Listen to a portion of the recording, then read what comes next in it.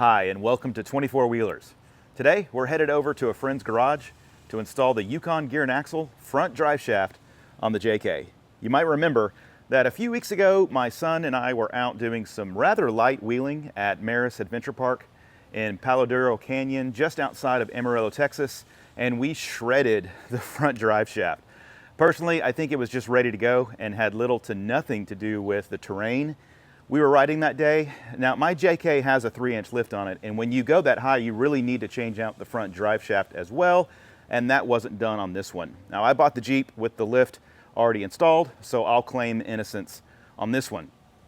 I mentioned before that I'm headed over to a buddy's garage, and that's because he has an 11,000-pound vehicle lift, which is gonna make installing this thing a heck of a lot easier. This should be a pretty quick and easy install, so let's get after it.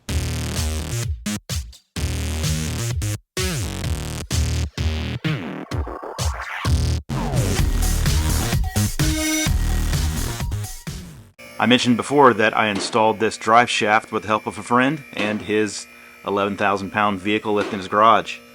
Now, I suspect you could do this install without a lift, but it sure did make it a lot easier to get up underneath the Jeep. Once we got the Jeep up on the lift, we got to work removing the skid plate. One of the nice things about being underneath your Jeep on a lift is you can see the condition of everything underneath. Take a look at that rear drive shaft. I'm not going to replace that right now, but that's definitely in the future.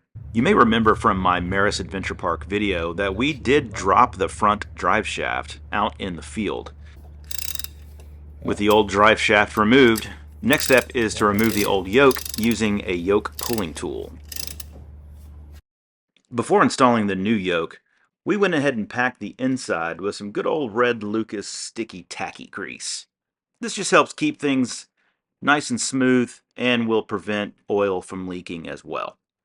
You'll just want to go all around the inside of the yoke and make sure you have complete and uniform coverage. Alright, once you're ready to install the new yoke, you just want to ensure that it is fit on very precisely. It just takes a little time, a little bit of patience, and some attention to detail. We used a soft hammer and a 2x4 to ensure that it was seated properly. Moving back to the transfer case, this yoke removes and connects in the same basic way as does the front differential. With both yokes squared away, you're ready to install the axle. We started off with the back of the axle at the transfer case and then moved forward and connected the front to the differential. And that about covers it. I want to thank my buddy Joe for helping me to install this front drive shaft. And when I say help, of course, I mean he did most of the work. Man of mysteries and overall just a good dude. Thanks, Joe. All right, there you go. Brand new front drive shaft on the Jeep JK. I hope you found the video helpful. Please like and subscribe. And remember, whether on the trail or on the road, I'll see you out there.